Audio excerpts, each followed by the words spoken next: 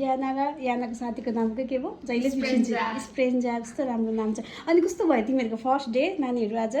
राम्रै भयो तर के पढा के बुझेन हो एउटा थोरै बोल्छ यत्रो बोल्छ के बोल्छ कसले सरहरूले म्याम पनि हुनुहुन्थ्यो म्याम त स्ट्रिक्ट हुनुहुन्छ बोल्नुहुन्छ तिमीहरूलाई फर्स्ट डे आयो भने एप्रोन लाउनु पर्दैन पहिलेबाट थाहा थिएन मेरो स्पोर्ट नाटेको भनेर एडमिसन भर्खर भए पनि भनेर अनि त्यहाँबाट छिटो हामी एप्रोन किनेर आयो वा कस्तो राम्रो डक्टर देखेको यिनीहरू दुईजनालाई अब नाम चाहिँ कतिखेर लेख्ने एप्रिलमा भरे